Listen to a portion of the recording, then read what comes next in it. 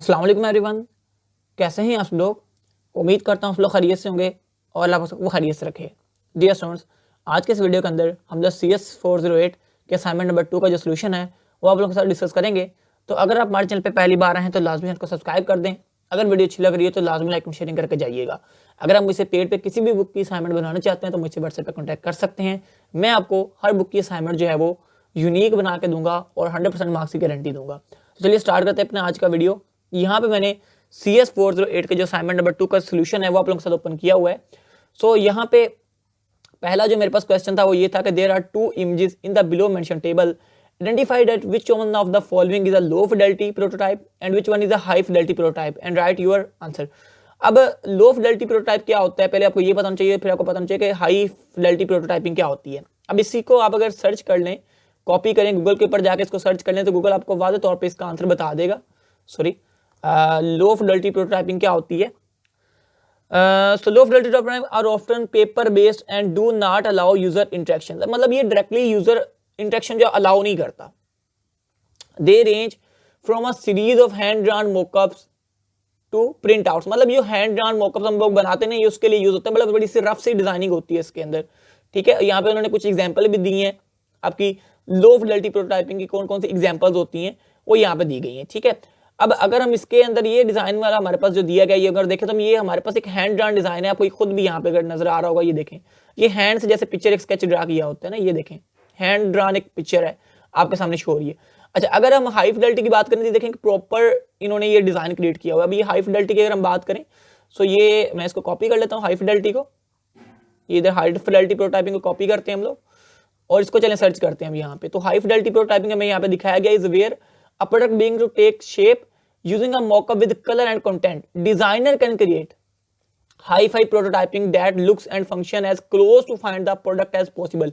यानी कि ये एक परफेक्ट सोल्यूशन जब आपने क्रिएट करना होता है, जब एक डिजाइनर जो एक अच्छा सोल्यूशन, एक ऑप्टिमल सोल्यूशन देता है, एक अच्छा इंटरेक्शन प्रोवाइड करता है, तब हम लोग जो है वो हाई फिडेलिटी प्रोटोटाइप का यूज करते हैं।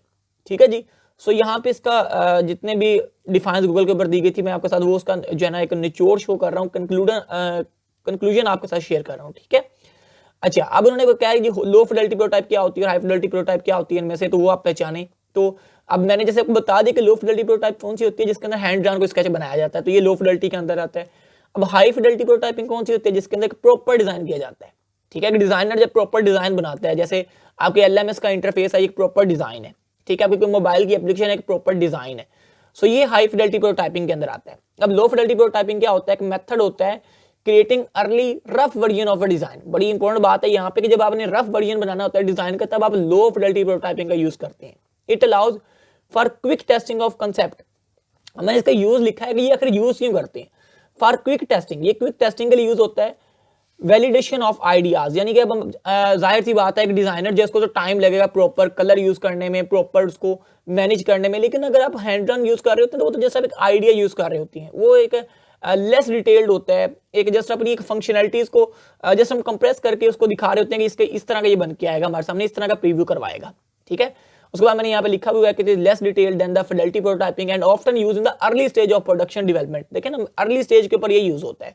हर एक की ना अपनी अपनी जगह होती है। अब इसकी जगह हाई फिडेलिटी प्रोटोटाइपिंग नहीं ले सकता और हाई फिडेलिटी की जगह लो फिडेलिटी प्रोटोटाइपिंग नहीं ले सकता, क्योंकि दोनों के अपना अपना एक मुकाम है। ठीक है ना, वो इनिशियल स्टेज पे यूज होता है लो फिडेलिटी, और हाई फिडेलिटी जो है वो जब आपकी एप्लीकेशन कंप्लीट होती है उस स्टेज में जाकर उसको आप इंटरफेस देखते हो ना, अच्छे तरीके से यूज देखते हो। So before the final production आप इसका यूज देखते हो अच्छे तरीके से हाई फिडेलिटी का।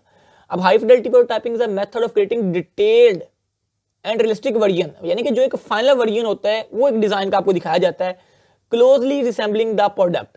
यानी कि जब आपका एक प्रोडक्ट क्लोज होता है, सैंपल के कंप्लीट हो चुका होता है, तब ये हमें दिखाया जाता है।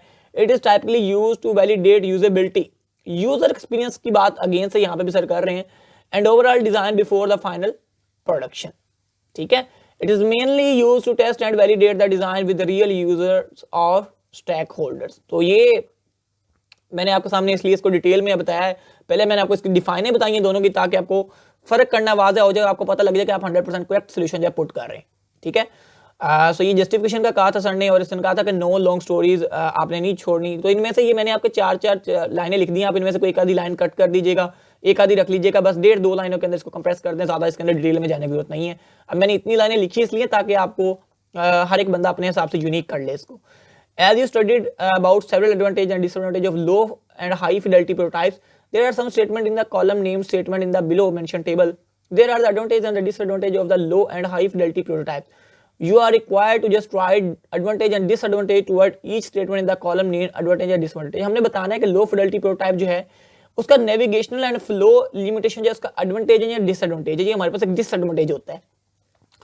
उसके बाद इवेल्युएट मल्टीपल डिजाइन कंसेप्ट, जब हमें मल्टीपल डिजाइन का कंसेप्ट एक साथ इंप्लीमेंट करना होता है तो हम लो फिडेलिटी प्रोटोटाइप का यूज करते हैं। जैसे कि हम हर एक को एज अ कंप्रेस करके एक स्केच दे रहे होते हैं, तो ये लो फिडेलिटी का ये एक बहुत बड़ा एडवांटेज होता है बेटा ये, ठीक है।